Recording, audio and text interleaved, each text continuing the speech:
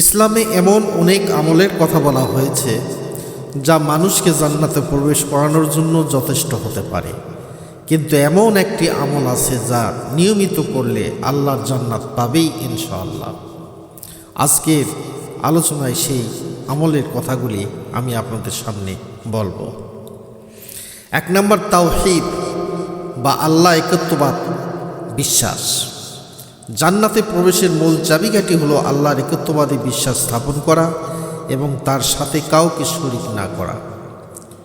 হাদিস শরীফে এসেছে, মুআজ ইবনে জাবাল রাদিয়াল্লাহু তাআলা থেকে বর্ণিত, রাসূলুল্লাহ সাল্লাল্লাহু আলাইহি সাল্লাম বলেছেন, যে ব্যক্তি সাক্ষ্য দিবে যে আল্লাহ ছাড়া কোনো সত্য ইলাহা নেই, তিনি এক এবং অদ্বিতীয়, তার কোনো শরীক নেই, এবং মুহাম্মদ সাল্লাল্লাহু আলাইহি সাল্লাম তার বান্দা ও রাসূল, আর ঈসা আলাইহিস সালাম আল্লাহর বান্দা ও তার রাসূল, এবং তার কালেমা যা তিনি মারিয়মের নিকটে প্রেরণ করেছেন, এবং তার পক্ষ থেকে রূহ, আর জান্নাত সত্য, জাহান্নাম সত্য।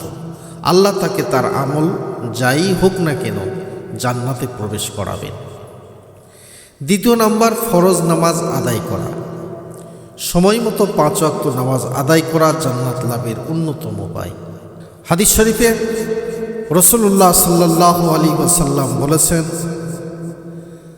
খামসু সালাওয়াতিন কাতাবাহুন্নাল্লাহু আলাল ইবাদ। আল্লাহ তাআলা বান্দাদের উপর 5 ওয়াক্ত নামাজ ফরজ করেছেন।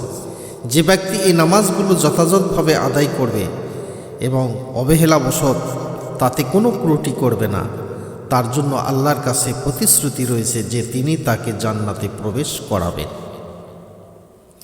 3 নম্বর, প্রত্যেক ফরজ নামাজের পর আয়াতুল কুরসি পাঠ করা।